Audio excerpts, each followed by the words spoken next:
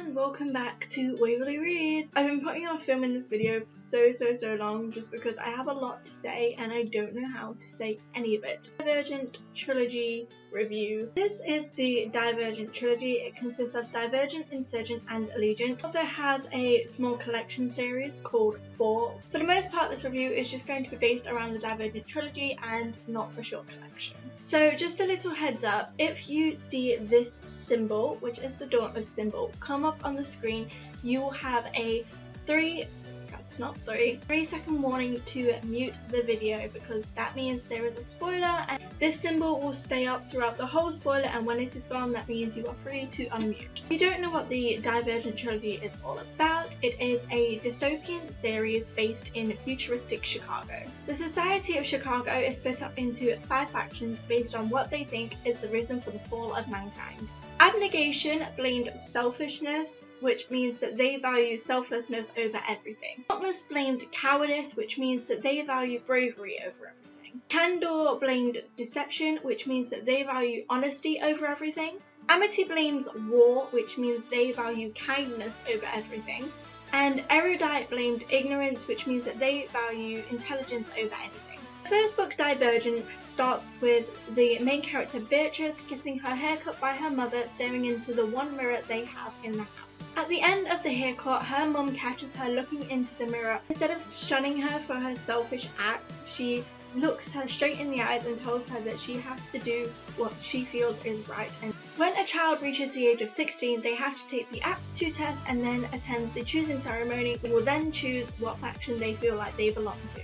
Beatrice goes in to her aptitude test really confused about what she wants. She doesn't want to leave her family, but she doesn't feel like she is made for abnegation like her brother is. She feels that the selflessness doesn't come naturally to her because she always has to be reminded. She is hoping that taking the aptitude test will help her determine where she should go and what she should do with her life. Surprise, surprise, she is divergent. Being divergent means you have an aptitude for more than one faction, meaning you don't belong in one specific place. She finds out that she has the aptitude for Divergent, Erudite, and Abnegation. So she faces a choice on which she should take. She knows that she doesn't belong with Erudite. She's never gone along with that faction, and she just knows that isn't the faction for her. So the choice lies with Divergent and Abnegation. They're completely different factions. Divergent put themselves before anyone, and Abnegation put everyone else before themselves. Could be a spoiler, but I don't think it is because it happened so early on in the book.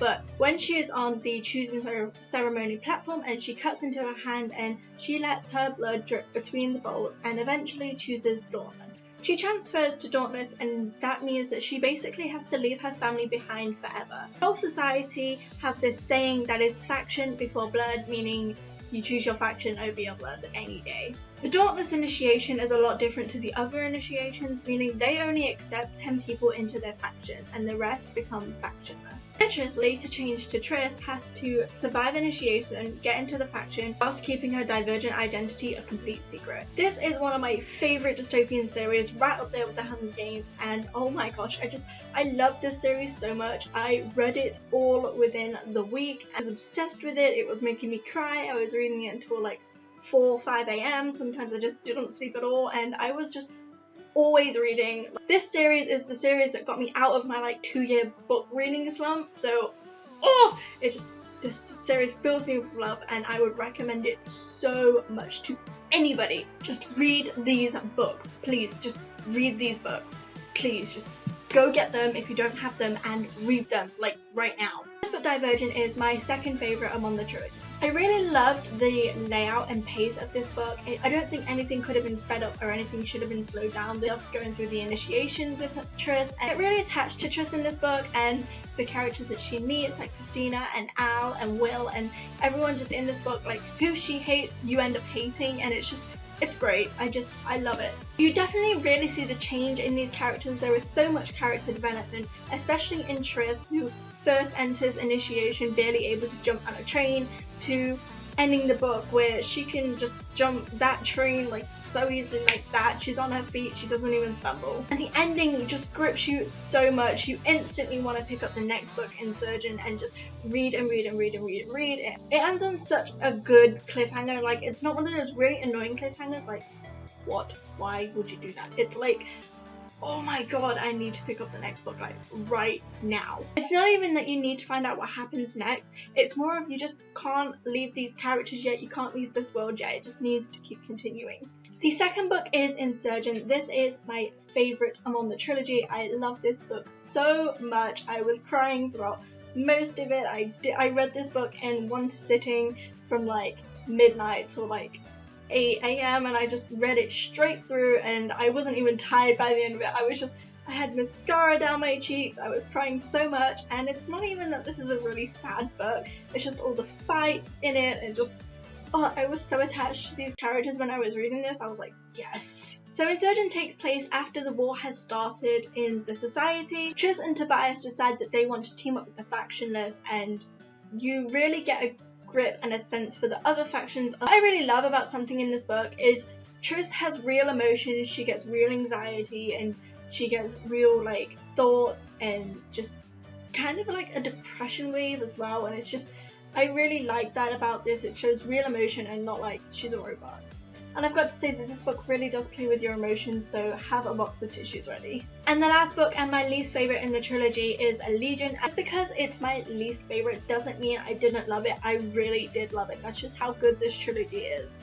Allegiant takes place mainly outside of Chicago, where they're finding out why their society is the way it is. This book had a really slow start. For about half of the book, you get this really big info dump where they're throwing all this information about Chicago at you, and it's really hard to keep up, I think, but they take so long to do it as well. Veronica jam-packed it all into this really long section of the book, and I didn't personally like that. I'm also not a big fan of the duo point of views. I couldn't really tell the voice difference between Tris and Tobias that well. I had to keep referring back to the title of the chapter to find out who it was by, and that really confused me quite a bit, but in the end I got with it and I started recognizing small changes in the voices, but not really that big of a difference. I have to say the ending does wrap this trilogy up so much. I absolutely love the epilogue. It breaks your heart, but it makes you like so happy at the same time, and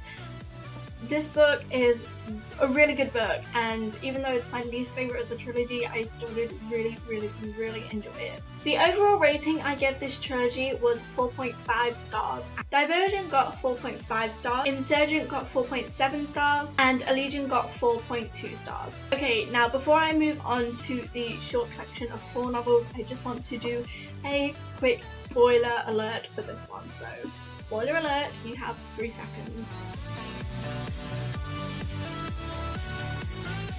Tris freaking died! She freaking died! Not just died, she was freaking killed. And not the way you would think she was freaking killed, okay? You think that it's gonna be the death serum that kills her, because you know the death serum kills everyone, even the Divergent. Ooh. No, she freaking survives the death serum and then gets shot.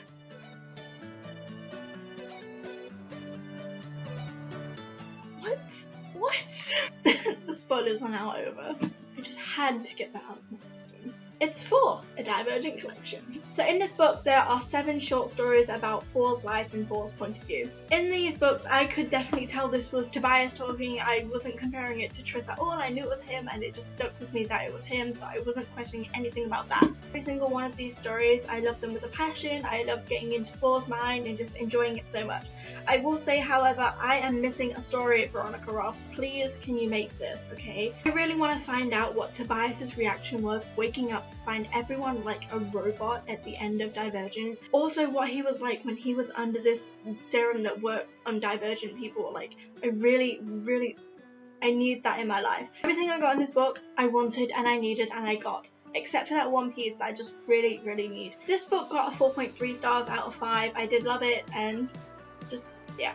Overall, I would definitely say that you need to pick up this book and you need these books in your life. They are a great story, and I love the society, and honestly I kind of wish I would have known. It's great.